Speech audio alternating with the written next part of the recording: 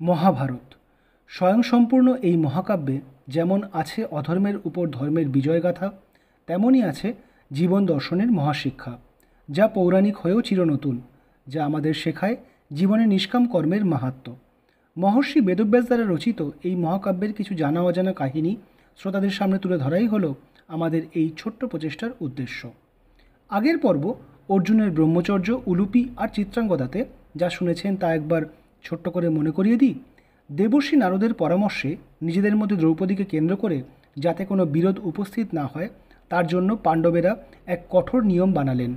প্রজাদের বিপদ থেকে উদ্ধার করতে বাধ্য হয়ে অর্জুন সেই নিয়মের উল্লঙ্ঘন করলেন ও প্রায়শ্চিত্ত করতে 12 বৎসর ব্রহ্মচর্যের ব্রত নিয়ে গৃহত্যাগী হলেন। গঙ্গাধার তীর্থে অর্জুনকে দেখে মোহিত হয়ে নাগকন্যা উলুপি তাকে বিবাহের প্রস্তাব দিলে অর্জুন সম্মত হলেন। উলুপির থেকে জল যুদ্ধে অজেয় হওয়ার বরও লাভ করলেন। মণিপুর রাজকন্যা চিত্রাঙ্গদাকে দেখে মোহিত হলেন অর্জুন ও তাকে বিবাহ করলেন। অর্জুন আর চিত্রাঙ্গদার পুত্র বব্রুবাহন হল মণিপুরের রাজসিংহাসনের উত্তরাধিকারী। সৌভদ্র তীর্থে কুমিররূপী অপ্সরা বর্গাকে অর্জুন শাপমুক্ত করলেন ও তার অনুরোধে আরও 4 অপ্সরাকেও তিনি শাপমুক্ত করলেন। প্রভাস তীর্থে এসে কৃষ্ণের সঙ্গে তার সাক্ষাৎ হলো। কৃষ্ণ মহাসমাদরে অর্জুনকে দ্বারকাতে নিয়ে এলেন। দ্বারকাবাসীরাও অর্জুনকে আপন করে নিল। তারপর কি হলো? দ্বারকায় বসবাসকালে একদিন রৈবতক পর্বতে বৃষ্ণি আর অন্ধক বংশীয় যাদব গোষ্ঠীর মহা উৎসব আরম্ভ হলো। দ্বারকাবাসীরা সকলেই নিজ নিজ পত্নী ও পরিবারজনদের নিয়ে সেই উৎসবে যোগদান করতে এলেন। অঢেল পানভোজনের আয়োজন করা হয়েছে সেখানে। কৃষ্ণ আর অর্জুন সেখানেই আছেন। তারা ঘুরে ঘুরে সব কার্য লক্ষ্য করছেন। চারিদিকে উচ্চস্বরে বাজনা বাজছে, সকলেই অল্প বিস্তর নেশায় আচ্ছন্ন। এমন সময় নিজের স্ত্রী রেবতীকে নিয়ে বলভদ্র এসে পৌঁছলেন সেখানে। তিনিও নেশায় বিহ্বল। উৎসবের আনন্দ তাকে দেখে যেন দ্বিগুণ হয়ে গেল। বলভদ্র অর্জুন আর কৃষ্ণের দিকে সহাস্য দৃষ্টি দিয়ে নিজের জন্য নির্দিষ্ট আসনে গিয়ে বসলেন। অর্জুন মহা আনন্দে দেখছেন এই অদ্ভুত উৎসব। সহসা তার চোখ গিয়ে পড়ল এক তরুণীর উপর। কে এই তরুণী? অসামান্য সুন্দরী এই তরুণী যেন স্বর্গের অপ্সরা। নিজ সখীদের সাথে উৎসবস্থলে এক ঝাঁক প্রজাপতির মতোই বিহার করে বেড়াচ্ছেন সেই নারী। অর্জুন অপলক দৃষ্টিতে তাকিয়ে থাকেন সেই কন্যার দিকে, কিন্তু এটা লক্ষ্য করলেন না যে কৃষ্ণ তাকেই লক্ষ্য করছেন আর মৃদু মৃদু হাসছেন। অমনভাবে কি দেখছো অর্জুন? প্রশ্ন করলেন কৃষ্ণ। চমক ভেঙে লজ্জিত হয়ে পড়েন অর্জুন। বলেন, না না, সেরকম কিছুই না মাধব। আহা, অত লজ্জিত হওয়ার কি আছে পার্থ? তুমি ওই কন্যাদের দেখে কিঞ্চিত মুগ্ধ হয়েছ, তাই তো? তা বেশ। ওই যে কন্যা তার সখীদের সাথে বিহার করছে ও সুভদ্রা, আমার আর জ্যেষ্ঠ ভ্রাতার প্রিয়তমা ভগিনী। ওকে তোমার পছন্দ হয়েছে পার্থ? বিবাহ করতে চাও? যদি তাই তোমার ইচ্ছা হয় তো আমি নিজেই পিতার কাছে তোমার আর সুভদ্রার বিবাহের প্রসঙ্গ উত্থাপন করব। মাধব, তুমি কিভাবে আমার মনের কথা জানতে পারলে? যদি তোমার ভগিনীকে আমি স্ত্রীরূপে পাই আমি কৃতার্থ হয়ে যাব। আচ্ছা, দ্বারকাতে কোনো স্বয়ংবর আয়োজিত হচ্ছে না? স্বয়ংবর আয়োজন করা যেতেই পারে। তুমি ক্ষত্রিয়, তোমার পক্ষে স্বয়ংবরে কন্যালাভ উপযুক্ত হবে। কিন্তু সমস্যা জানো, সেটা হচ্ছে সুভদ্রার মন বড়ই চঞ্চল। সে আদৌ স্বয়ংবরে তোমাকে পছন্দ করবে কি না তার কোনো নিশ্চয়তা নেই। কপট গাম্ভীর্য করে বললেন কৃষ্ণ। তাহলে উপায়? উপায় আছে। ক্ষত্রিয়ের পক্ষে কন্যাহরণ করে বিবাহ শাস্ত্রবিরুদ্ধ নয়। শোনো, সুভদ্রা এই রৈবতক পর্বতে পূজা করতে আসে। একদিন সঠিক সময় দেখে তুমি ওকে হরণ করে সোজা ইন্দ্রপ্রস্থের দিকে যাত্রা করো। তোমার নিমিত্ত দ্রুতগামী রথ আমি প্রদান করব। কেমন, পছন্দ হয়েছে উপায়? তুমি যার সহায় মাধব, তার আর কি চিন্তা। কিন্তু বলভদ্র, তিনি কি বলবেন? এই ঘটনা শুনে তিনি যদি ক্রুদ্ধ হয়ে আমাদের আক্রমণ করেন, আর বাকি যাদব বীরগণ তারাও তো খুব অপ্রসন্ন হবেন। সে চিন্তা তুমি আমার উপর ছেড়ে দাও। তোমার এই সখা সেই সমস্ত সমস্যার সমাধান করতে পারবে বলেই আমি মনে করি। শোনো, আগে মহারাজ যুধিষ্ঠিরের অনুমতি নেওয়া অতি আবশ্যক। আমি এখনই রথ পাঠিয়ে তার অনুমতি আনাচ্ছি। তুমি যাও আর প্রস্তুতি নাও সুভদ্রা হরণের। হাসতে থাকেন কৃষ্ণ। ইন্দ্রপ্রস্থ থেকে মহারাজ যুধিষ্ঠিরের অনুমতি এসে পৌঁছল সঠিক সময়ে। অর্জুন নিজেকে যুদ্ধ সাজে সজ্জিত করে কৃষ্ণের প্রদত্ত রথে আসীন হয়ে মৃগয়ার ছলে রৈবতক পর্বতের দিকে যাত্রা করলেন। সুভদ্রা তখন পূজা শেষে নিজের সখীদের সাথে রৈবতক পর্বতের পরিক্রমা করছিলেন। অর্জুন সবলে তার হাত ধরে তাকে রথে তুলে নিলেন আর তৎক্ষণাৎ রথকে ইন্দ্রপ্রস্থের দিকে চালনা করলেন। অর্জুনের এহেন কাণ্ড দেখে যাদব সেনাগণ হতচকিত হয়ে গেল। তারা দৌড়ে এসে মন্ত্রণা সভায় সভাপালকে সব কাহিনী বর্ণনা করলে সভাপাল যুদ্ধ ভেরি বাজানোর আদেশ দিলেন। সেই ভেরির আওয়াজে সকল যাদব পুরুষের নেশা বিলুপ্ত হলো। তারা দৌড়ে এলেন সভায়। সব শুনে তারা অত্যন্ত ক্রুদ্ধ হয়ে যুদ্ধের নিমিত্ত প্রস্তুত হলেন। স্বয়ং বলরাম সেই সভায় ছিলেন। তিনি বিরক্ত হয়ে বললেন, আহ, তোমরা সবাই একটু শান্ত হয়ে বসো। এত হট্টগোল কিসের? কৃষ্ণের মত না জেনেই তোমরা এরকম তর্জন গর্জন কেন করছো? তারপর তিনি কৃষ্ণকে বললেন, এত কিছু হয়ে গেল, তুমি কেন কিছু বলছো না কানাই? অর্জুনকে আমি স্নেহ করতাম, সকলেই তাকে সম্মান দিয়েছে, কিন্তু সে কুলাঙ্গার, সেই সম্মানের কোনোই মর্যাদা সে দিল না। সৎকুলে জন্ম যার, সে অন্ন গ্রহণ করে ভোজনপাত্র ভাঙে না। আমার এতটাই ক্রোধ হচ্ছে যে মনে হচ্ছে আমি একাই কুরুকুলের বিনাশ করে দিই। অর্জুন আমার মস্তকে পদাঘাত করেছে, এই অন্যায় আমি সইব না। সভায় উপস্থিত আরও সকলেই বলরামের কথার পূর্ণ সমর্থন করলেন। ভ্রাতা, আপনি এত বিচলিত কেন হচ্ছেন? অর্জুন কোনোভাবেই আমাদের বংশের অপমান করেনি, বরং তার এই কার্যে আমাদের মান বৃদ্ধি হয়েছে। আমরা ধনের লোভে কন্যা বিক্রয় করব এমনটা তা সে কখনোই ভাবেনি। স্বয়ংবরের কোনোই আয়োজন হয়নি দ্বারকাতে, আর তাই সে তার ক্ষাত্রধর্ম অবলম্বন করে কন্যাকে হরণ করেছে। এতে তো আমি কোনো অন্যায় দেখি না। তাছাড়া অর্জুন মহারাজ শান্তনুর বংশধর, সে অসামান্য বীর, অজেয় যোদ্ধা। অর্জুনের থেকে সুপাত্র সুভদ্রার জন্য কি আর কেউ হতে পারত জ্যেষ্ঠ? কিন্তু কানাই, এইভাবে সুভদ্রার বিয়ে দেব আমি? এটা হয় না। কেন হয় না ভ্রাতা? আপনারা সকলে গিয়ে মিষ্ট বাক্যে অর্জুনকে এইখানে নিয়ে আসুন। যুদ্ধ করতে যাবেন না।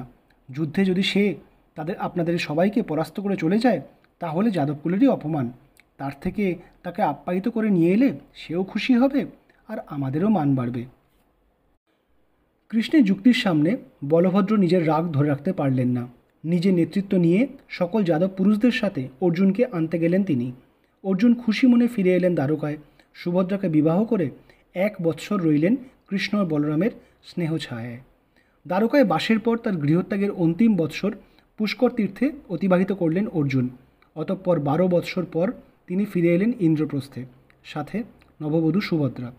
সকলেই তাদেরকে উচ্ছ্বসিত হয়ে গ্রহণ করলেও অভিমান করে রইলেন স্বয়ং পাঞ্চালী। অর্জুন যখন তার কক্ষে গেলেন, পাঞ্চালী বললেন, আপনি এখানে কেন কৌন্তেয়? আপনার তো নববধূ আছে, আপনি তার কাছে যান। এই দিনার কক্ষে এসে কি লাভ আপনার?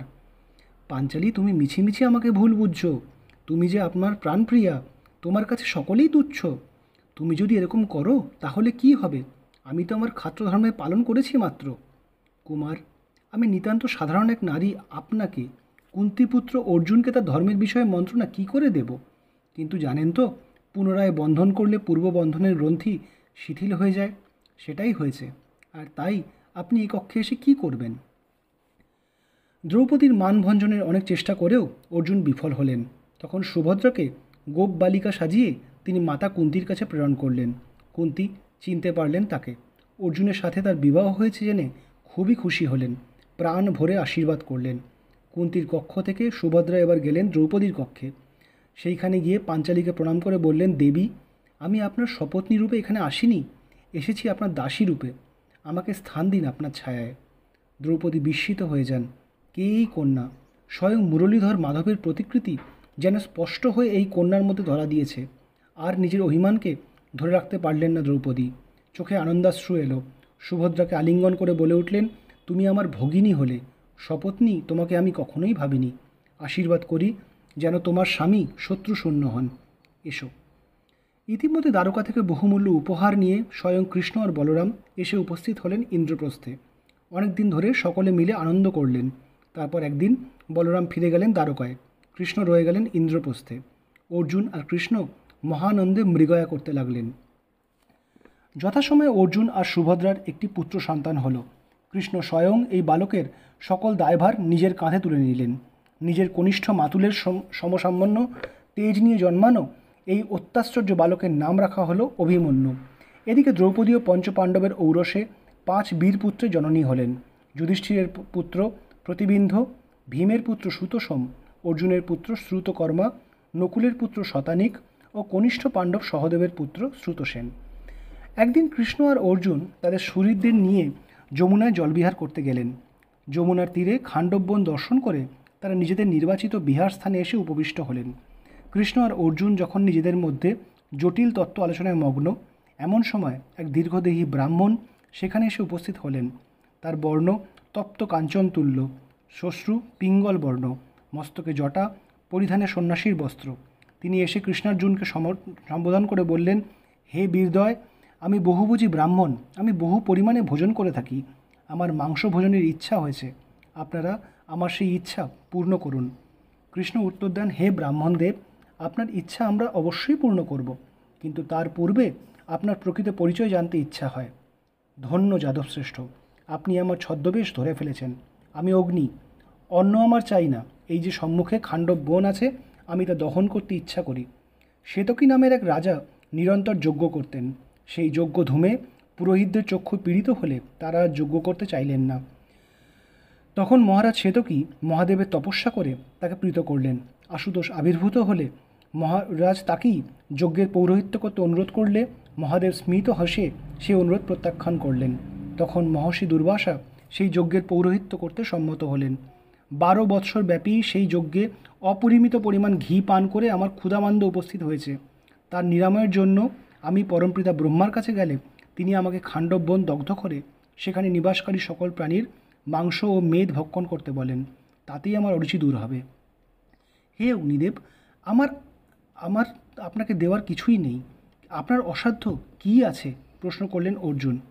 হে কৌন্তেয়, এই খাণ্ডব বন তক্ষক নাগের আবাসস্থল। তক্ষক স্বয়ং দেবরাজের ইন্দ্রের মিত্র। আমি খাণ্ডব বন দহন করতে গেলে ইন্দ্রের আদেশে শত সহস্র হস্তি আর নাগকুল জলধারা বর্ষণ করে আমার অগ্নিকে নির্বাপন করে দিচ্ছে। এমতো অবস্থায় আপনাদের সাহায্য আমার একান্ত দরকার। কৃষ্ণার্জুনের সামনে স্বয়ং দেবতারাও অস্ত্র ধরতে ভীত হবেন। নিশ্চিন্ত থাকুন অগ্নিদেব, আমরা আপনার এই উপকার নিশ্চয়ই করব, বললেন কৃষ্ণ।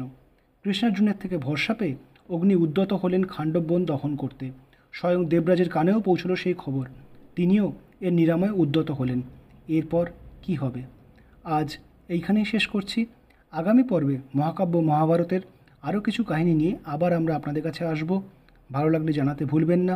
ধন্যবাদ।